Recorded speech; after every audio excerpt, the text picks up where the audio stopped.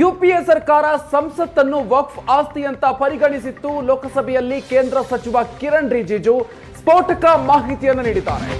ವಕ್ಫ್ ತಿದ್ದುಪಡಿ ಮಸೂದೆಯನ್ನು ಮಂಡಿಸಿದ ನಂತರ ಮಾತನಾಡ್ತಾ ಸಚಿವ ಕಿರಣ್ ರಿಜಿಜು ಅವರು ಈ ಆರೋಪವನ್ನು ಮಾಡಿದ್ದಾರೆ. ಯುಪಿಎ ಸರ್ಕಾರ ವಕ್ಫ್ ಕಾನೂನುಗಳಲ್ಲಿ ಭಾರಿ ತಪ್ಪುಗಳನ್ನ ಮಾಡಿದೆ, ವಕ್ಫ್ ಕಾನೂನುಗಳಿಗೆ ಅನುಮಾನಾಸ್ಪದ ಬದಲಾವಣೆಯನ್ನ ಮಾಡಿದೆ ಅಂತ ಹೇಳಿದ್ದಾರೆ. 123 ಪ್ರಮುಖ ಕಟ್ಟಡಗಳನ್ನ ವಕ್ಫ್ ಮಂಡಳಿಗೆ ನೀಡಲಾಗಿತ್ತು.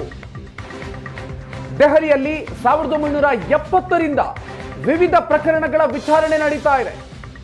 ಇದರಲ್ಲಿ ಸಂಸತ್ ಭವನ ಸೇರಿದಂತೆ ಹಲವು ಆಸ್ತಿಗಳು ಕೂಡ ಸೇರಿದೆ. ದೆಹಲಿ ವಕ್ಫ್ ಮಂಡಳಿ ಈ ಆಸ್ತಿಗಳನ್ನ ತನಗೆ ಸೇರಿದ್ದು ಅಂತ ಹೇಳಿದೆ. ಸಂಸತ್ ಭವನವನ್ನು ಕೂಡ ವಕ್ಫ್ಗೆ ನೀಡೋದಕ್ಕೆ ಯುಪಿಎ ಸಿದ್ಧ ಆಗಿತ್ತು ಅಂತ ಹೇಳಿದ್ದಾರೆ. 2013 में वक्फ में यूजर जो आपने प्रावधान डाला, उसके बाद 1970 से केस चल रहा था दिल्ली के अंदर में। दिल्ली के अंदर में हमारा सीजीओ कॉम्प्लेक्स है, पार्लियामेंट बिल्डिंग है, कई प्रॉपर्टीज है, और इसको वक्फ बोर्ड, दिल्ली वक्फ बोर्ड ने क्लेम किया कि ये वक्फ प्रॉपर्टीज है। उसके बाद ये केस चल रहा था अदालत में। उस समय यूपीए सरकार ने पूरा सारा जमीन को डी नोटिफाई करके वक्फ बोर्ड को दे दिया। 123 प्रॉपर्टी। अगर आज हम ये संशोधन लेके नहीं आते तो जिस सदन में हम बैठे हैं, ये पार्लियामेंट बिल्डिंग, इसको भी क्लेम किया जा रहा था।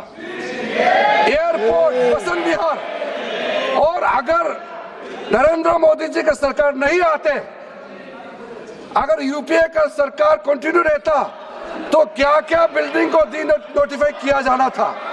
123 प्रॉपर्टी को तो डी नोटिफाई किया।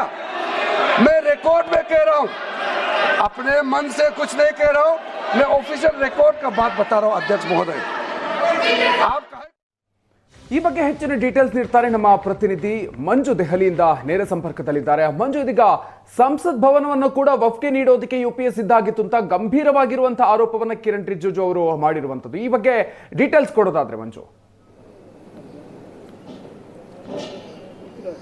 ಮಧು, ಬಹಳ ಸ್ಪಷ್ಟವಾಗಿ ಕಿರಣ್ ರಿಜಿಜು ಅವರು ಹೇಳಿದ್ರು, ಇದ ನನ್ನ ಮನಸ್ಸಿನಿಂದ ಹೇಳ್ತಾ ಇರುವಂತಹ ಭಾವನೆ ಅಲ್ಲ ಅಥವಾ ಮಾಹಿತಿ ಅಲ್ಲ, ಇದು ರೆಕಾರ್ಡ್ಗಳಲ್ಲಿ ದಾಖಲೆ ಆಗಿರುವಂಥ ಮಾಹಿತಿಯನ್ನು ನಾನು ನಿಮ್ಮ ಮುಂದೆ ಇಡ್ತಾ ಇದ್ದೇನೆ ಅನ್ನುವಂಥ ಮಾತನ್ನು ಹೇಳ್ತಾ, ಆ ಸಂದರ್ಭದಲ್ಲಿ ಅಂದರೆ ಯು ಪಿ ಎ ಕಾಲದಲ್ಲಿ ಆಗಿರುವಂತಹ ಈ ಕಾನೂನನ್ನು ಬಳಸಿಕೊಂಡು ಆಗಿರುವಂತಹ ಕೆಲವೊಂದು ಎಡವಟ್ಟುಗಳನ್ನು ಅವರು ಅಂದರೆ ಮೆನ್ಷನ್ ಮಾಡ್ತಾ ಇದ್ರು.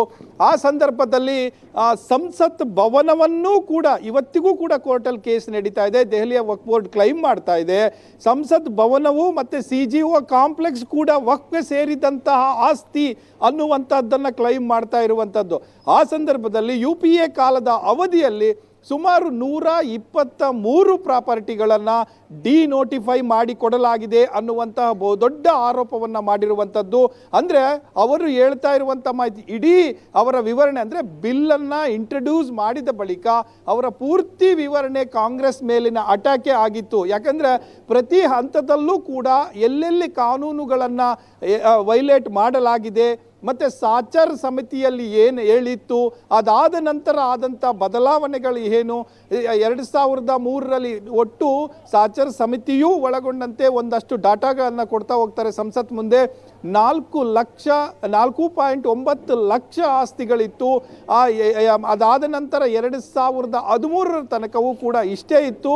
ಆದಾಯ ಮಾತ್ರ 164 ಕೋಟಿಯಿಂದ 166 ಕೋಟಿಗೆ ಹೆಚ್ಚಾಗಿತ್ತು. ಅಂದರೆ 2 ಕೋಟಿ ಮಾತ್ರ ಆದಾಯ ಹೆಚ್ಚಾಗಿತ್ತು ಅನ್ನುವಂಥದ್ದು ಹೇಳ್ತಾರೆ.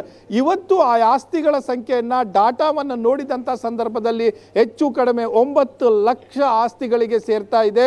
ಇದರ ಆದಾಯವನ್ನು ನೀವು ನಿರೀಕ್ಷೆ ಮಾಡಿದರೆ ಆ ಸಮುದಾಯದ ಅಭಿವೃದ್ಧಿ ಯಾವ ರೀತಿ ಮಾಡ್ಬೋದಾಗಿತ್ತು, ಇಡೀ ಭಾರತದ ಅಭಿವೃದ್ಧಿಯೇ ಆಗ್ತಾ ಇತ್ತು ಈ ದುಡ್ಡಿನಿಂದ ಅನ್ನುವಂತಹ ಮಾತನ್ನು ಹೇಳ್ತಾ ಹೋಗ್ತಾರೆ.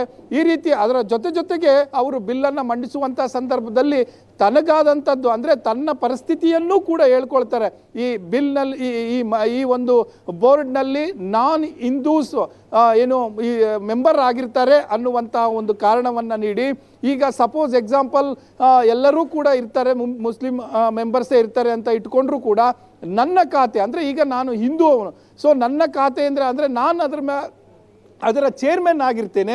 ಅಂಥ ಸಂದರ್ಭದಲ್ಲಿ ಏನು ಮಾಡಬೇಕು ಅನ್ನುವಂಥ ಪ್ರಶ್ನೆಯನ್ನು ಕೂಡ ಅವರು ಮುಂದಿಟ್ಟಿದ್ದನ್ನು ನಾವು ನೋಡ್ತೇವೆ. ಜೊತೆಗೆ ಆ ಕಾಲದಿಂದ ಆಗಿ ಬಂದಿರುವಂತಹ ಯಾರ್ಯಾರು ಎಷ್ಟು ಫೇವರ್ಗಳು ಮಾಡಿದ್ದಾರೆ ಮತ್ತು ಅದನ್ನು ಉಳಿಸ್ಕೊಳ್ಳಿಕ್ಕೆ ಯಾವ ರೀತಿ ವ್ಯವಸ್ಥೆಗಳು ಈ ಹಿಂದೆ UPA ಕಾಲದಲ್ಲಿ ಆಗಿತ್ತು ಅನ್ನುವಂಥದ್ದನ್ನ ಸ್ಪಷ್ಟ ಒಂದು ಡಾಟಾವನ್ನು ಇಟ್ಟು ಸಂಸತ್ ಮುಂದೆ ಅವರು ವಿವರಣೆಯನ್ನು ನೀಡ್ತಾ ಇದ್ರು. ಮುಂದೆ ಹೆಚ್ಚು ಕಡಿಮೆ ಇದಕ್ಕೆ ಸುಮಾರು ಒಂದು 23 ಈ ಕಾಯ್ದೆಗೆ 23 ತಿದ್ದುಪಡಿಗಳನ್ನು ತರುವ ಮೂಲಕ ಅದನ್ನು ಒಂದು ಸ್ಟ್ರೀಮ್ಲೈನ್ ಮಾಡುವಂಥ ಒಂದು ಕೆಲಸವನ್ನು ನಾವು ಮಾಡ್ತಾ ಇದ್ದೇವೆ. ಮೋದಿ ಸರ್ಕಾರ ಮಾಡ್ತಾ ಇದೆ. ಒಂದೊಮ್ಮೆ ಮೋದಿ ಸರ್ಕಾರ ಅಧಿಕಾರಕ್ಕೆ ಬರದೇ ಹೋಗಿದ್ರೆ ಇವತ್ತಿನ ಸಂಸತ್ ಭವನವೂ ಕೂಡ ವಕ್ಫ್ ಆಸ್ತಿ ಆಗ್ತಾ ಇತ್ತು ಅನ್ನುವಂತಹ ಮಾಹಿತಿಯನ್ನು ನೀಡ್ತಾ ಇದ್ರು. ಮಧು, ಓಕೆ, ಥ್ಯಾಂಕ್ ಯು ಮಂಜು ಡೀಟೇಲ್ಸ್ಗೆ.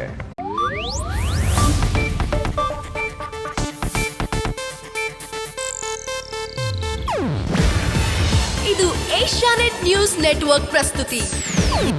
ನೀವು ನೋಡ್ತಿದ್ದೀರಾ ಏಷ್ಯಾನೆಟ್ ಸುವರ್ಣ ನ್ಯೂಸ್.